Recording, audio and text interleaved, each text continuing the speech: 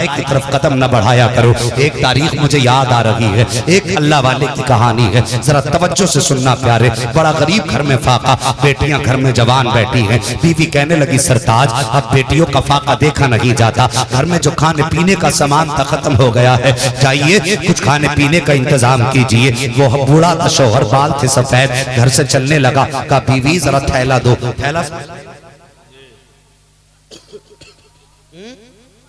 جھولا, جھولا بہرحال کہا لاؤ جھولا دو.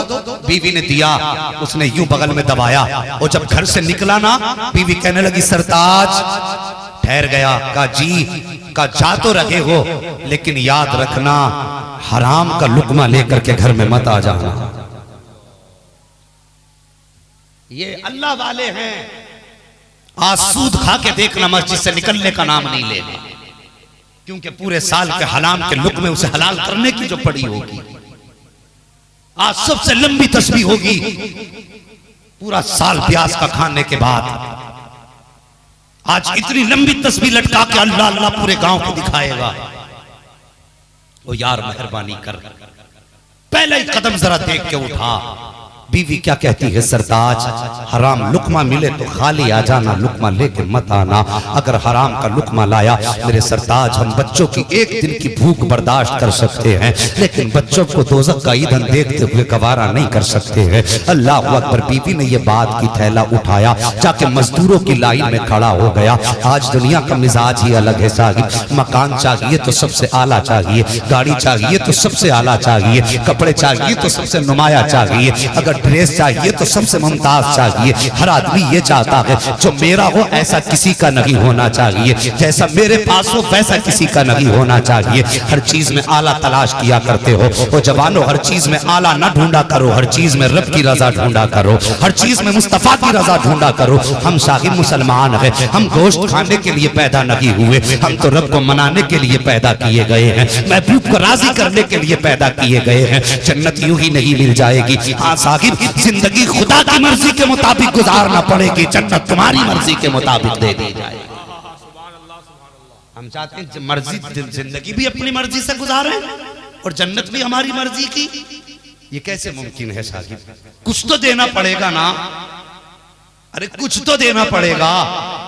یہ ساؤنڈ والے چاہیں کہ میں یہاں آؤں بھی نہیں اور پیسے بھی لے لوں, دے دو گے آپ؟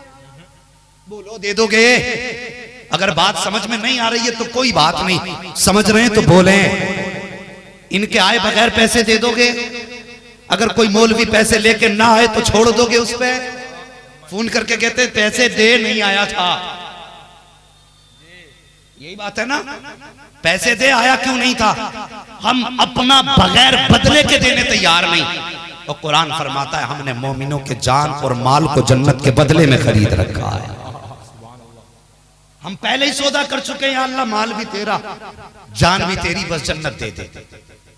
اور چاہتے ہیں جان بھی نہ لگے, مال بھی نہ لگے اور جنت بھی مل جائے.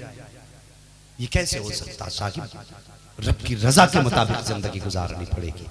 ہم سب سے اعلیٰ تلاش کرتے, رب کی رضا تلاش کیا کرو. گیا منڈی میں کھڑا ہو گیا, جو بھی آتا طاقتور مزدور کا ہاتھ پکڑتا لے کے چلا جاتا, جوان آدمی کا ہاتھ پکڑتا لے کے چلا جاتا. اس کے بال سفید تھے, جب کوئی لے کے نہ گیا ایک بار اس نے آواز دے کے کہا یار مجھے بھی کوئی لے چلو.